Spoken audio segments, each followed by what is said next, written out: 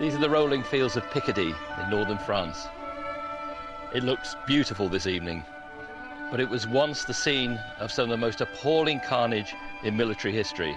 This is the epicenter of the Somme battlefield. The first day of the Battle of the Somme was the greatest British military disaster of the First World War. The village below us is La Boisselle, and on the 1st of July 1916, in the valleys to either side of it, 11,500 men became casualties. The highest concentration on the entire battlefield that dreadful day. We know a great deal about the killing fields of the Somme, but in fact there was another battlefield here, a private battlefield, and it lies beneath my feet. This is one of the great mysteries of the Somme, the hidden networks of tunnels that sleep beneath its villages and fields. Here, British tunnellers fought a brutal underground war, planting huge mines beneath the German front line.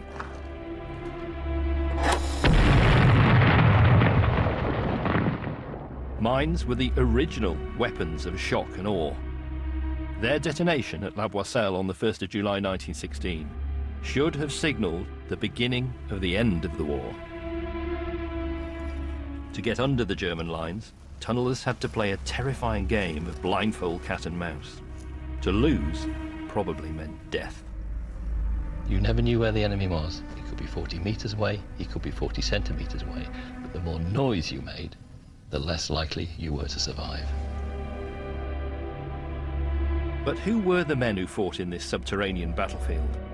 And why, in the end, did British High Command fail to press home the tactical advantage the tunnellers had given them? Well, now we've been given the opportunity to explore these tunnels, to find out what those men did. Their story is the last great secret of the Battle of the Somme.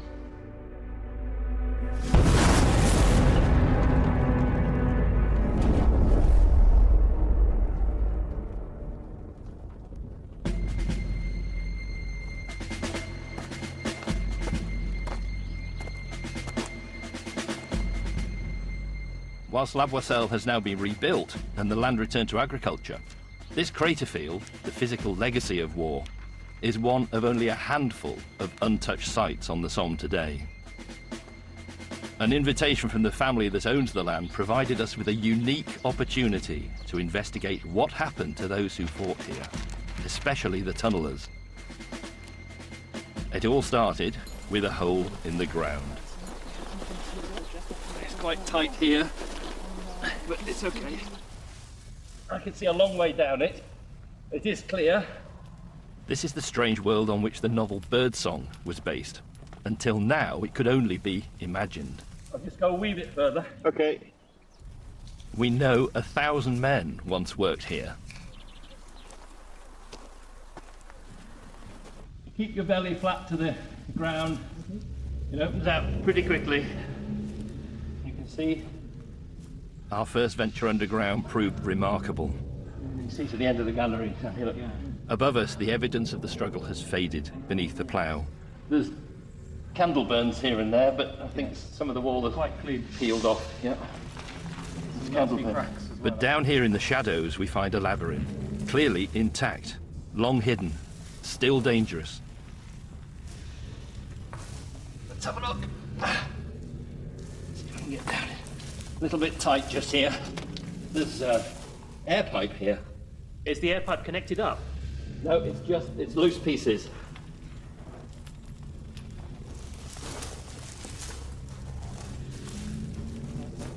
For the most part, history has overlooked the tunnellers' role, and their primitive war has remained mysterious. Plenty of timber. But we soon found evidence of their character. Roof above you, Peter. Oh, there's writing here. What, graffiti? It's writing, yeah.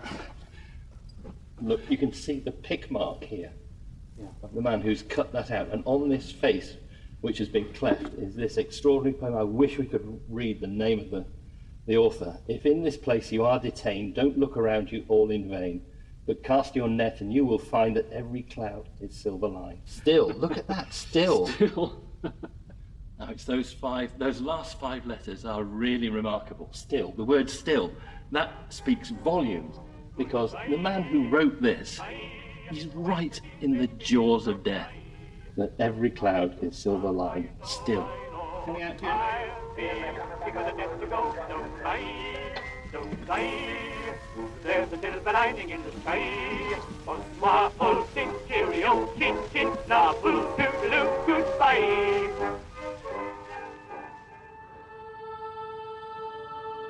The village of La Boisselle lies on the Roman road from Bapaume to Albert, with the cities of western France beyond, an ancient axis of invasion.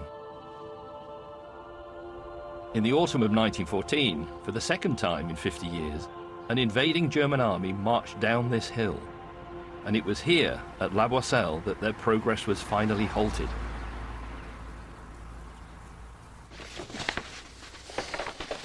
This is one of the earliest maps produced of La Boisselle. It's a French one, and it shows us exactly what the village was like at the onset of positional warfare, at the onset of trench warfare. The Germans were driving through on this axis, pushing through the village, trying to take Albert and Amiens and then curve around to Paris. The French were coming in this direction, pushing up the same axis, and everything came to a stop just here. A contemporary German postcard depicts the fight for the village as a glorious triumph, but one eyewitness described it as hell on earth, which no living thing could survive. Such was the intensity of the fighting. Another recorded that no sign of life appeared over the surface of the ground. Even the grass was withered by the fumes of high explosive. Death, indeed, was emperor here. La Boisselle was a cauldron.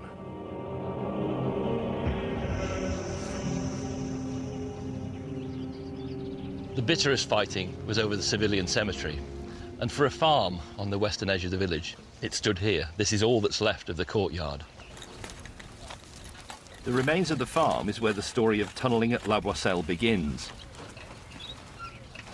This is all that remains of that farm. This is the Granathof, literally exploded farm, the name given to it by the Germans. The French called it the îlot.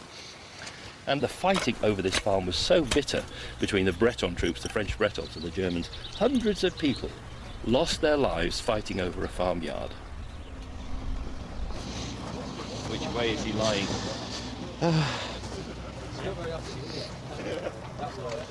There's a chest here. Yep. And probably one ham here. So his head is over here? Probably it's somewhere here. So he's lying in this direction? Yeah, in fact, he's just like that with the ham. And probably, yeah, with the rifles here. This is his rifle? Yeah, yeah. Breton troops fought against heavy odds to hold back the enemy here. Their homeland and their pride was at stake. The French will not withdraw behind the existing front line because they have bought that front line with the lives of hundreds of their men. And if that line was to be lost, if that line was to be given up, it would be a betrayal of that sacrifice.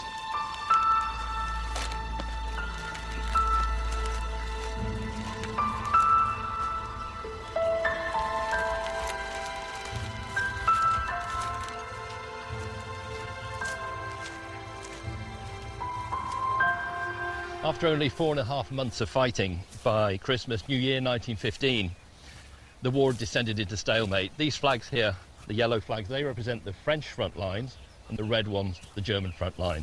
You can see how close together they are. And what was about to take place was almost medieval. Trench against trench, static warfare, siege warfare. The trenches were fortifications on both sides. In between, you had no man's land.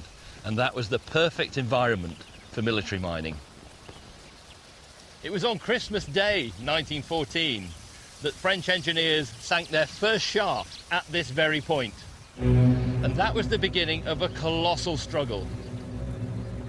The huge crater made by the German mine that obliterated the Granathof reveals the devastating nature of tunnel warfare. Whether they liked it or not, both sides were now locked in to subterranean conflict. There was nowhere to hide from a mine. It could destroy a trench and its occupants in an instant. For the infantry, even a suspicion that they were being undermined created a paranoia that quickly eroded morale. Within 12 months, no man's land was a chain of craters. And in fact, what happened was, as the explosive charges grew and grew in scale, the two opposing sides blew each other further apart.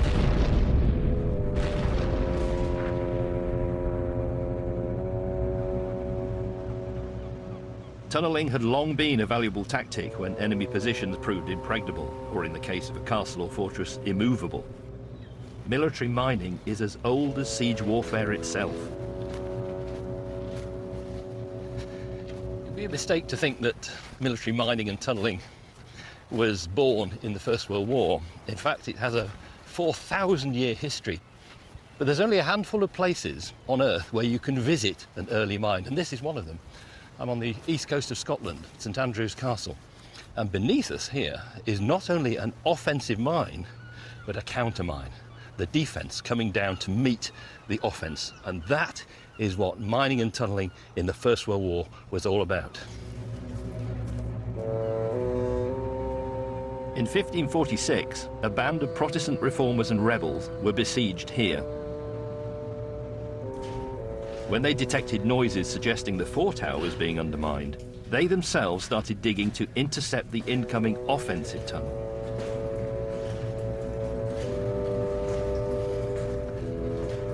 You can see how the offensive tunnel just here is dipping very steeply down. That's to get underneath the ditch. The next target is that foretower, and there they would have dug a chamber out and packed it with gunpowder. The reason why this place is so big is because they were using pack animals to remove the spoil, so donkeys or mules to carry it out up these steps. The steps are original, but of course at La Boisselle, those pack animals were the poor bloody infantry. But the key part of this system is just up ahead here.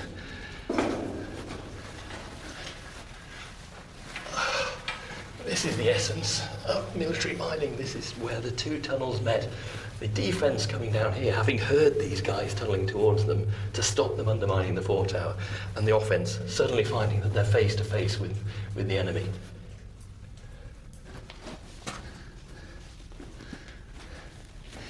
One of the strangest thoughts that occurs to me, crawling through this place,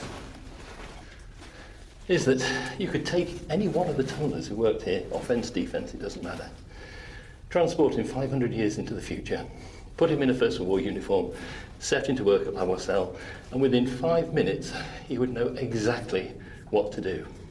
And that's because the methods for military mining did not change one jot in 500 years, because they simply didn't have to.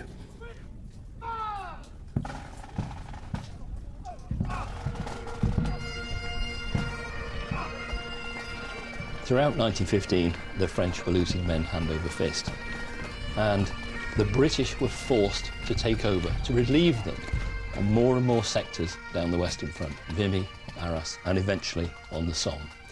And it was at the end of July 1915 that the Black Watch arrived here at La Boisselle.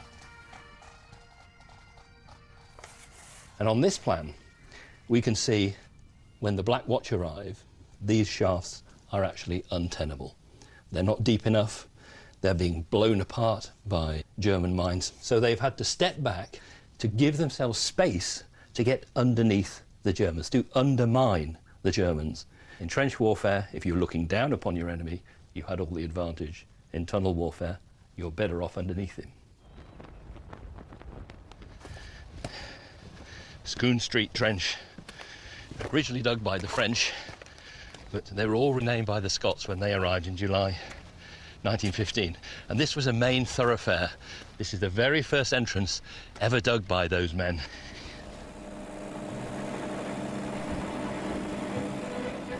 The tunnels and trenches around Scone Street, occupied by the Black Watch, are where we begin our deeper excavation.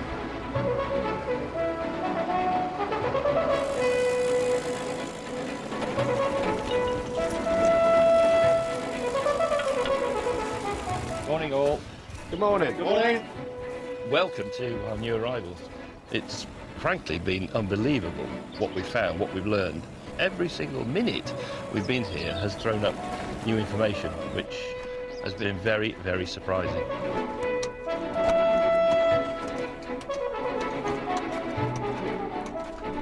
We're working on the surface and we're working underground at the same time. We don't have any objectives because we don't know what we're going to find, so we cannot place any objectives. When you believe you know so much, you find something, you realise just how little you know. Really astonishing what we're finding. Hard to know what to say, isn't it? Imagine how easy it is to miss that. By the summer of 1915, the scale of operations at La Boisselle had dramatically increased. At Scone Street, we uncover a prime ingredient of mine warfare: boxes of gun cotton explosive, and evidence of other materials vital to maintain huge armies on a static battlefield. Yeah, I think, yeah. Water petrol? Petrol tin, probably a petrol tin, used for carrying water. When the armies came in here, the natural population just shot up from a few thousand to hundreds and hundreds of thousands of men. There wasn't enough water for these men and all the horses and everything. So when the tunnelling started, they sank wells down through the water table in order to draw water from 110 feet down to serve the men in the trenches. So the tunnels serve three purposes: one, to defend your own trenches; two, to kill the enemy; three, to supply water. Without water, you can't fight a war. So no water, no war.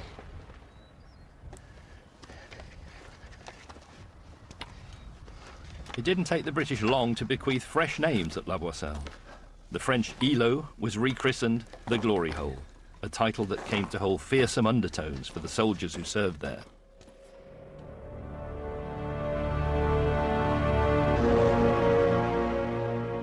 This is what the sector looked like soon after the British arrived. The French tunnels they inherited were unconnected, low, narrow, airless, hazardous, and too shallow to be effective.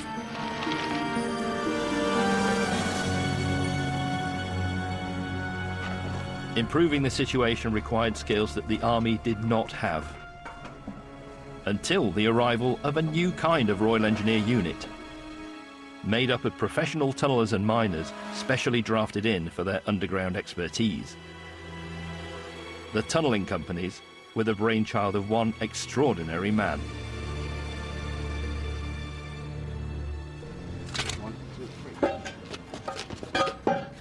This manhole here in Manchester introduces one of the great characters of the tunnelling story, John Norton Griffiths. He was a millionaire, entrepreneur, engineer, and it was his men who were digging these sewers in 1913 beneath Manchester.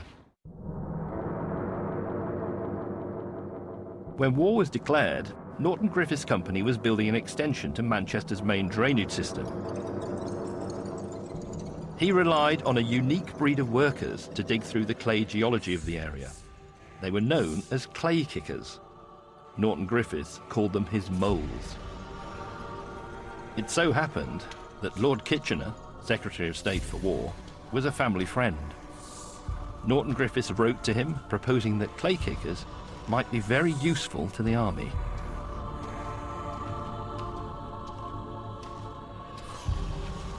Norton Griffiths, of course, wasn't suggesting to Kitchener that his moles should be digging huge sewer-like structures, as we saw beneath the streets of Manchester. No, what he was saying was that his men, his moles, could dig small, narrow, constricted tunnels, which would get underneath the German lines swiftly, but most important of all, silently. Now, none of the British military establishment believed that the war was going to extend beyond Christmas at that time, so the letter was simply filed under M for moles. In December, the Germans blew the first mines beneath British positions. More and more followed. By mid-January, panic rippled through the trenches and the War Office. Norton Griffiths was called in by Kitchener, and he demanded 10,000 clay kickers. There weren't that many in the country, but it put Norton Griffiths in charge. There was no time for military niceties. On Thursday, the 18th of February 1915, the first party of 20 kickers were told to leave these very sewers. Later that same day, they arrived here at John Norton Griffiths' London offices, where they were attested and given a medical. The 18 that passed were immediately dispatched to Victoria Station for the next leg of their journey to an unknown destination. The next stop was here, Brompton Barracks in Chatham, Kent, home of the Royal Engineers. So our 18 sewer drivers have arrived with no military training whatsoever to be inducted into one of the most illustrious corps in the British Army. Now, these men couldn't salute, they couldn't march, they didn't know the difference between a bully beef and a brigadier, and that sent vibrations of nervousness through the corridors of power. The old and the bold didn't know how to treat these men. They were Royal Engineers now. 24 hours ago, they'd been sewer drivers. Some of them could be trade unionists. Even worse than that, some of them could be Scottish trade unionists.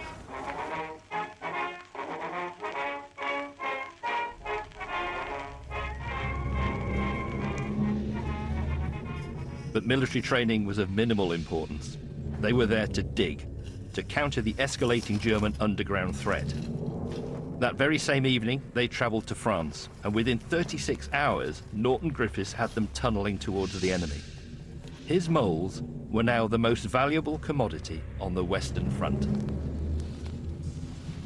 This is the clay-kicking team. You've got the kicker here, with his kicking iron, the bagger, who's passing the lumps of clay back to the trammer, who will pass it to somebody else and they'll take it out of the system. Everything is being done in silence. The kicking is done in silence. It's not really a kick, it's a push. And that's absolutely deliberate. Once they've taken out 9 inches, they put another set of timber in. So what you're doing is you're moving towards the enemy 9 inches at a time, 9 inches at a time, 9 inches at a time, all the way to Berlin almost.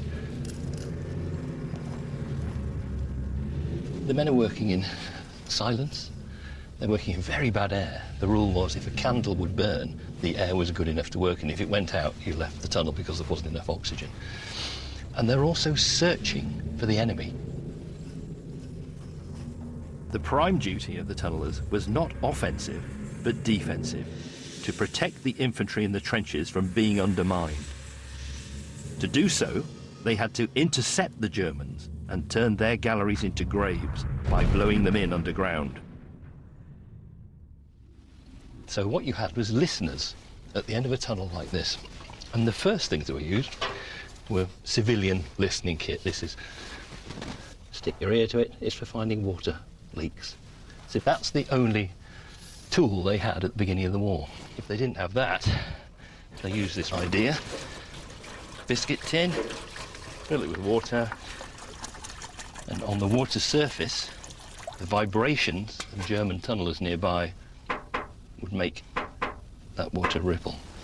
Now, in November 1915, Norton Griffiths arrived at La Rochelle with one of these, the geophone. And with it, you could pick up German tunnelling 100 feet away, and you could track them in chalk. You could pick them up 260 feet away, an extraordinary distance. And what that allowed you to do was to track their progress towards you. And if they didn't hear you first, you could choose the moment that you murdered them.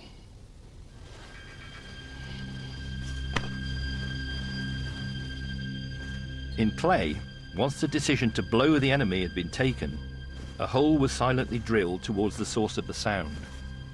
The weapon was a steel tube packed with explosive, a terrestrial torpedo known as a camouflage. The gallery behind it was then tamped, tightly backfilled with sandbags to maximize the explosive force. What this conflict has, which no other part of the war has, is the ultimate form of barbarism. You wait before you blow until you know the maximum number of enemy are at the end of that gallery. You blow them in. It doesn't matter whether they live or die. It doesn't matter to you. But then if you're very clever, you've got another charge ready. And the one thing you do know is that miners will make the maximum effort to save their comrades. So you wait for the rescue team to come down, wait till they're digging, and then blow them as well. In this deadly game, the challenge was to hear and kill the enemy before he heard and killed you. A race to the death.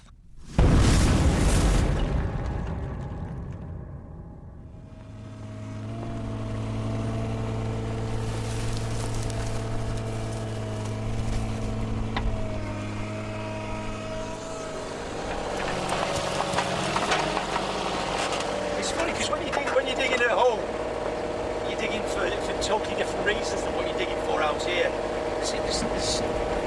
This seems to mean so much more. The rewards are far greater. they mean something to the men that are out here all the time. You know, they've never gone home.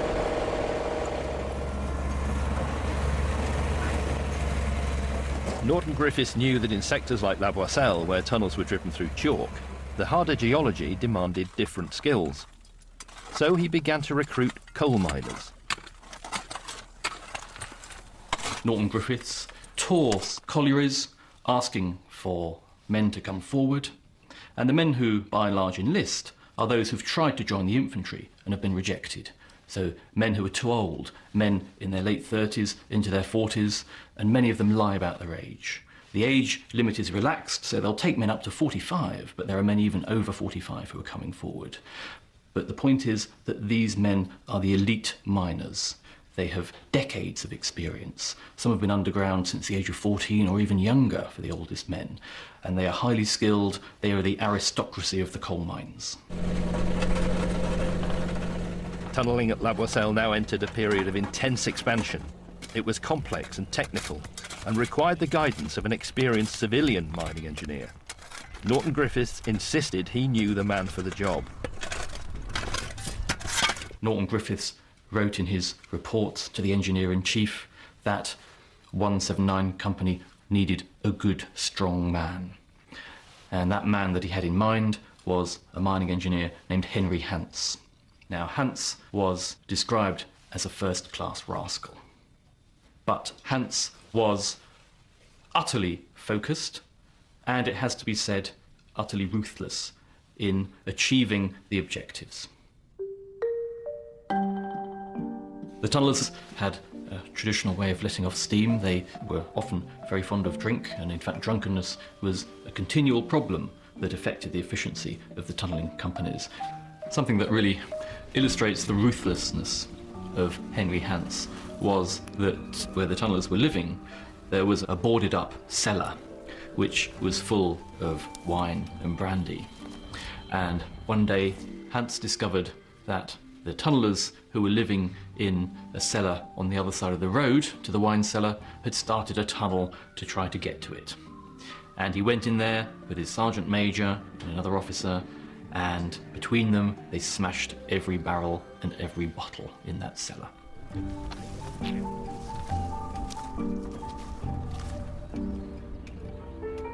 Hance was a hard man, but our excavations show he directed some great feats of engineering. 4 days of digging exposes a gallery marked on military maps as W Adit. It descends to a depth of 10 metres and contains the remains of a tramway employed to shift the vast tonnage of spoil being lifted day and night from the deeps below.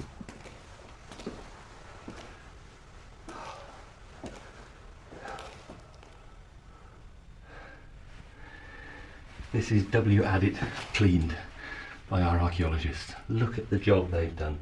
This is the original floor. The gallery's in brilliant condition. But when you look at the walls too, the candle marks are all still there. This was lit by candlelight, of course. But what they've revealed on the floor is absolutely astonishing. And this is miners' work. Here we've got the original sleepers for the railway. We've got the original runners for the railway. On top of those would have been 2 little steel rails to run a little wagon from the shaft behind me up to the surface. But most remarkable of all is because this thing was not mechanised, it was pushed by hand. The tunnellers needed a little bit of help for that, and here it is. Those holes have been cut by those tunnellers to put their feet in order to help them push this heavily loaded wagon up this slope to the surface. So I'm walking in the very footsteps of those men. Even the angle is correct, so they can push like a sprinter taking off from the blocks. There is nowhere on the Western Front where you can do this except in these tunnels. I'm in the footsteps of those men.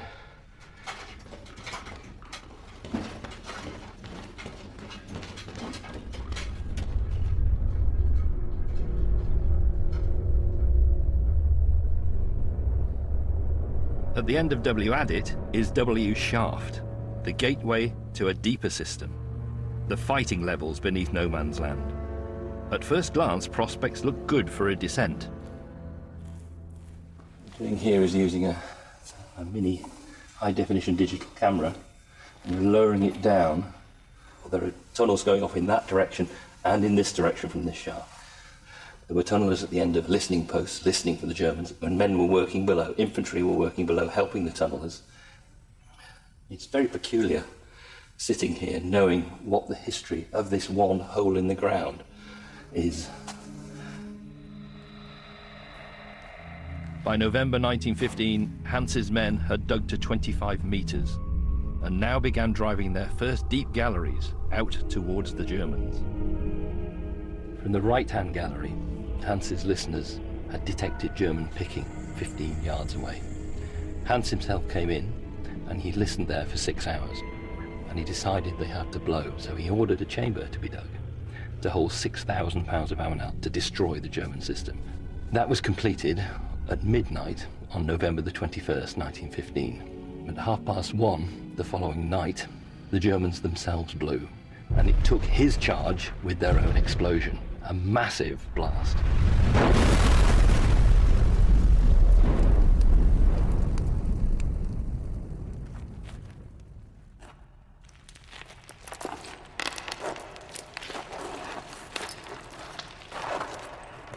It was so powerful that the shock came right up this shaft, out of the galleries, and collapsed one of the entrances.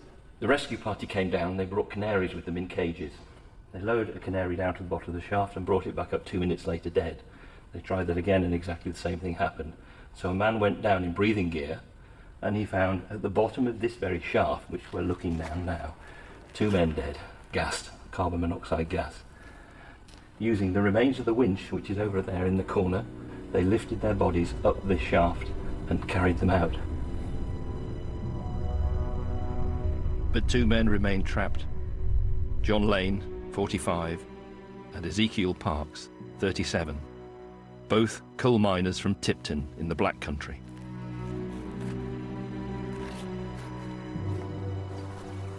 Parks and Lane are just 2 of over 120 British and French tunnellers who died at the Glory Hole. They were simply recorded as killed in action. Perhaps mercifully, families had no inkling of the character of their war or the nature of their death.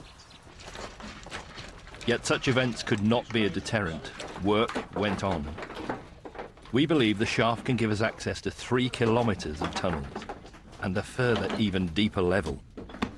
We've now cleared the shaft chamber. This is the original shaft chamber.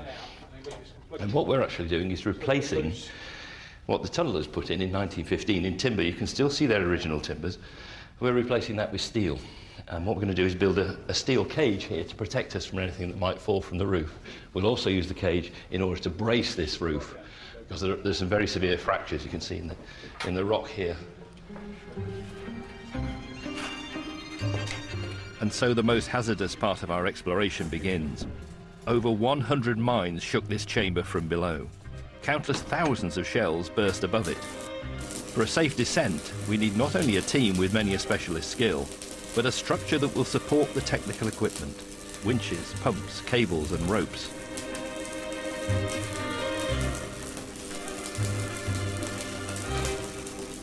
As the Somme summer turns to winter, we secure the shaft and make it safe to descend.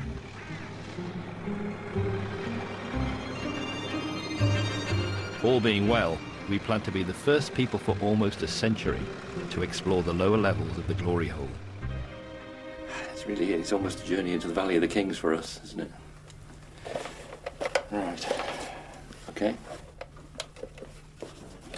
For us, as for the tunnellers at the time, the danger from gas is real. Carbon monoxide produced by underground explosions killed as many men as the blasts themselves. Colourless, odourless and lethal, pockets of it may still exist. Feet up, legs in front.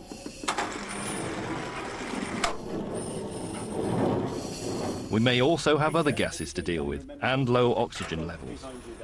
But these are tunnels that haven't been open to the air for many decades. This is a bottle. I've just pulled him over 6 inches.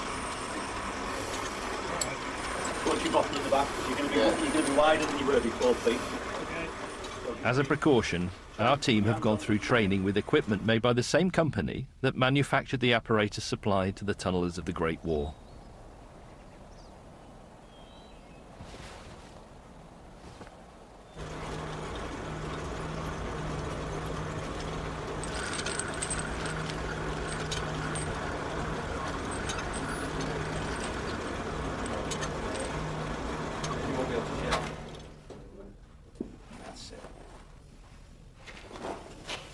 There's a very strong breeze coming through the holes. Clean air. We are through. Well done. The air is clear, the shaft stable. Debris still blocks access to the lower levels, but we are able to clear a small hole for a first brief glimpse. It opens out. Yes, you can see the gallery going away to the left. Yeah. In fact, I think I can see the remainder wooden railway line. The gas detector has just slid away into another department.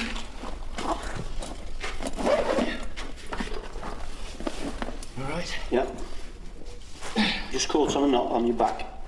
That's it. Just move it there, that's better. Nice and steady, Pete. Okay. Nice and steady.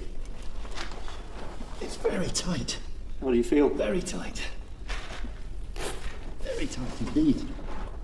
That's enough. Just through there, that's it. Does it open up, Pete? It's absolutely clear. There's railway lines. God, it's tiny. And it just feels primeval.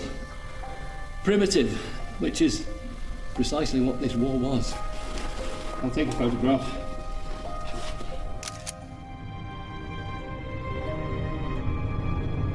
Here, finally, are La Boisselle's 25-metre fighting tunnels. They give us entry to 11 more shafts that descend to the deepest level near the water table. Just a few metres from the foot of W shaft is the end of the gallery in which John Lane and Ezekiel Parks were working on the night of the 22nd November 1915. And just up ahead here is a place I've been rather nervous of seeing. Here is the blocked gallery where Ezekiel Parks and John Lane still lie. It's a grave. But then we need to pay our respects. We're the first people down here in 95, 97 years. They need to know we're here. And they need to know that we know they are still here.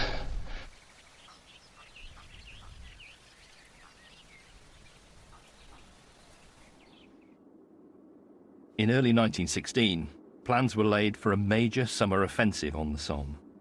It was to present Hanse's tunnellers with their greatest challenge of the war. Instead of simply offering protection, they were now to play a key role in spearheading the attempt to break 2 years of stalemate. The French had thrown themselves at the German bulwark. They'd lost hundreds of thousands of men and gained nothing at all. And come 1916, with the Battle of Verdun going on, which was designed to bleed France white. That was the German goal, to bleed France white and force a political solution. Then came the turn of the British. In Picardy, on the Somme, with French help, they were going to break this barrier and force open warfare, smash the Western Front.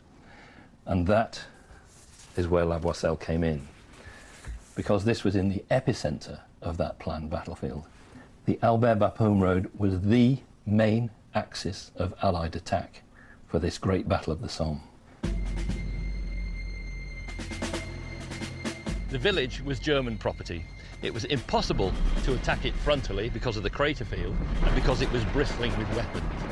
So the plan was to obliterate the German front lines either side of it with artillery. The tunnellers' job was to plant 2 huge mines on either flank. On this side, Weissap, and on the far side, the Loch Nagar. That would blow a hole in the German defences, which they could not defend. And through those 2 holes would swarm the infantry. Both mines were 179 Tunnelling Company's responsibility. The 320-metre Weissap tunnel was driven from the deep level near the cemetery. Its purpose, to eliminate a multiple machine gun position on the north flank of the village. Mining efforts at the Glory Hole were redoubled in the months leading up to the attack. As the tunnellers inched their way towards the objectives, anticipation was mixed with fear. Were they about to deliver a knockout blow, or would the Germans hear them and blow them up first? Timber being cut into the side wall here, just to give them a little bit of extra protection.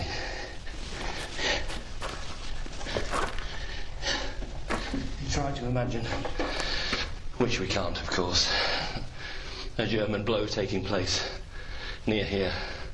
This wall would simply crush you against that wall with the force of it. You can see the ground has been shattered. That's from German and British mine blows. Shattered ground. But it's still holding up. What would you do in a place like this if there was an emergency? If the Germans blew a mine? And all those men, there were 900 people working underground here. How on earth would you reach the shaft? What a scramble that would be. Oh, the horror of it. I found the other shaft chamber here, just on my left-hand side. You might be able to hear the echo. It's perfectly cut, as you would expect. And that goes further on. It goes on and on and on. I can't see the end of the gallery. And off it are the listening posts and the mine chambers, off in the direction of the enemy, in an easterly direction. Laying a mine isn't just about digging tunnels. It involves the excavation of underground caverns, mine chambers, to house the explosive charge. Once filled, the gallery behind was packed with sandbags of chalk to force the blast vertically. This is the entrance to a mine chamber. There's a tunnel going out under no man's land, because we are under no man's land here. And it goes forward and zigzags, and there's a chamber at the end of it. This bit has been blocked up, probably just backfill, but I can see beyond. But I've just seen something very, very thought-provoking indeed, because down here are the cables for the mine. They've been cut, fortunately. But what we don't know, of course, is whether there's still a mine in there. What a very strange thought.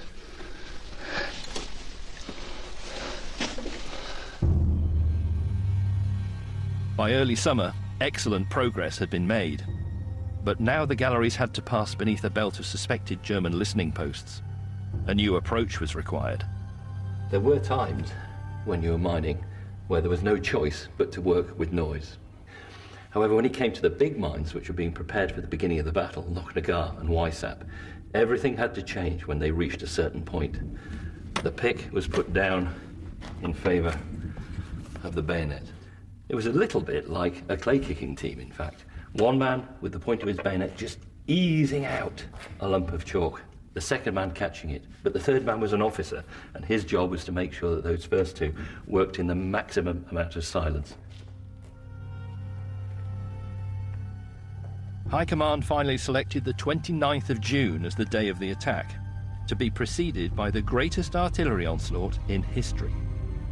But completing Lochnagar by bayonet alone proved impossible.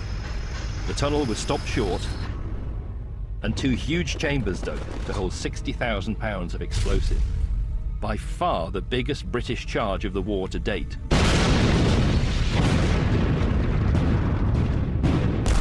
The preliminary bombardment began on the 24th of June. Over the next week, a torrent of 1.7 million shells descended upon the Germans. The countdown to the tunnelers' moment of glory was underway. Hans had charged his men to plant 20 tons of explosives beneath the Wysap, 30 tons beneath Lochnagar, and two enormous charges under the glory hole itself to destroy the German tunnel system. The bombardment was falling, time was running out. There was no more tension than at this moment. Through these fields were lines and lines of infantrymen carrying tins of ammonal explosive up to the mines, up to the chambers, to charge them ready for the 1st of July. Nerves were at breaking point.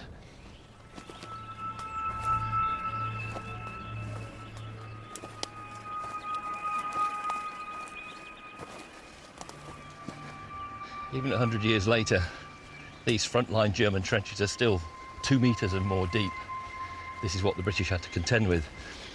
Henry Hans had an idea for this. He wanted to blow Wysap early, several days early, so it would wipe out the German machine gun positions and also shorten the distance that the British troops would have to attack across no man's land. The resulting crater, he said, could then be occupied and employed to dig an advanced jumping-off trench for the British infantry.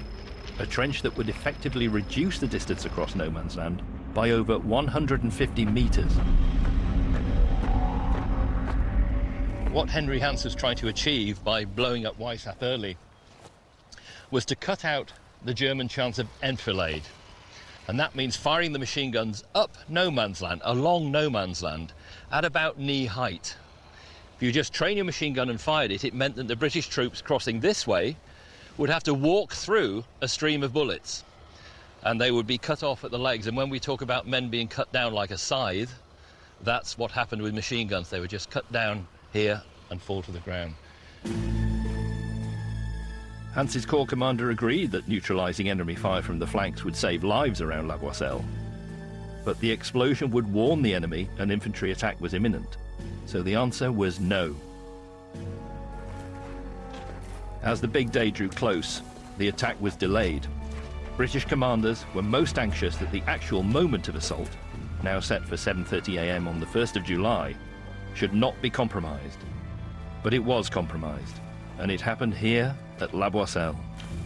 Mine chamber, an uncharged mine chamber, but also a listening post. What the British were not aware of until after the battle is something rather serious, in fact possibly the most serious, but little thought of fact. And that was that in one of the German tunnels there was a chamber within which was a machine called a Moritz system. And it was specially designed to pick up electrical impulses passing through the earth itself, telephone impulses. And somebody on the British side, on the night of the 30th of June, sent a telephone message, unscrambled, to one of the brigades holding the line here. And it said, "Good luck tomorrow morning." The only thing the Germans did not know after 8 days of bombardment was the moment of the British attack. And the British had just told them.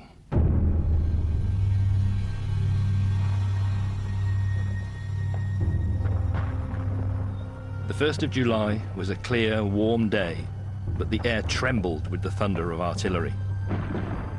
The infantry were poised to go into action, all mines charged and exploders connected.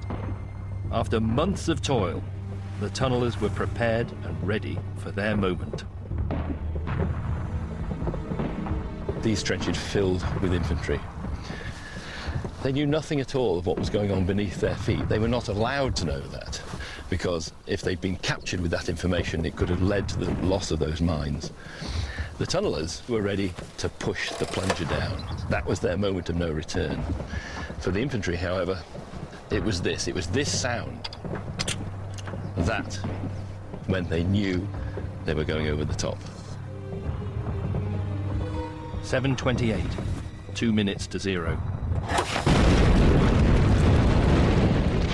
The scale of the eruptions was most dramatically seen from the sky.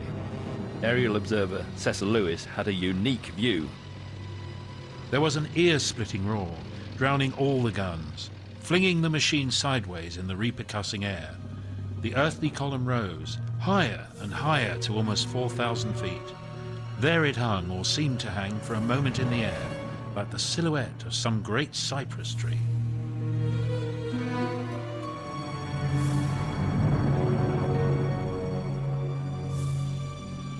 This is the extraordinary result of 30 tons, 60,000 pounds of explosive. Everything in the path of this crater would have been simply obliterated. And finally, the shock wave from this massive explosion passed through the German dugout, through the soldiers themselves, hemorrhaging their brains.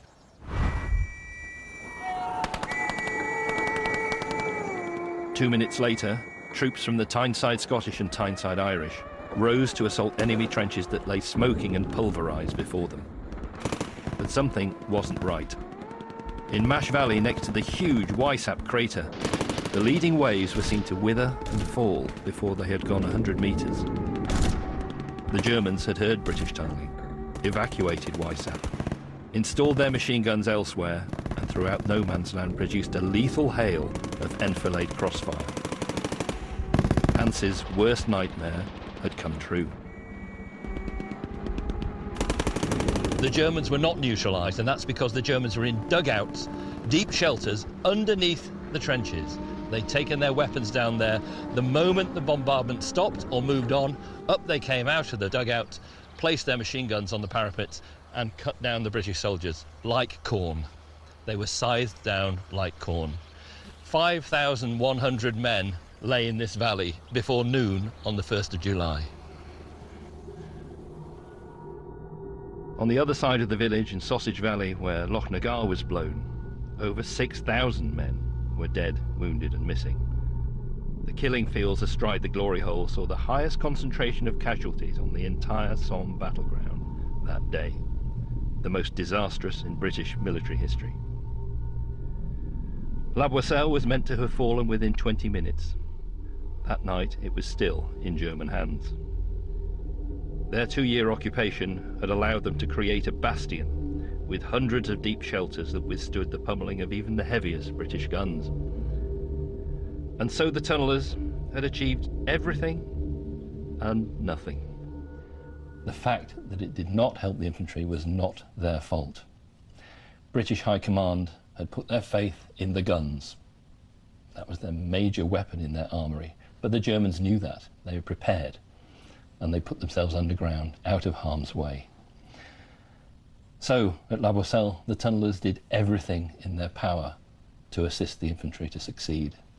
But it was never going to be enough. What happened on the 1st of July exposed the limitations of mine warfare. It can deliver destruction, shock and awe on a grand scale, but only momentarily.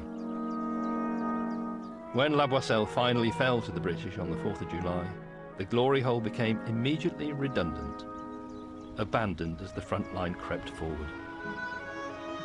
No tunneler can keep up with a moving army. Along the old Roman road, the battle continued until mid-November, claiming a further 1 million casualties for 6 miles of bludgeoned terrain. Today, agriculture shares the fields and pastures of the Somme with monuments to the fallen. Little survives of the surface war, but beneath lies the kingdom of the tunnellers. The world they made at such great cost and where so many remain entombed is all still there. This is their monument.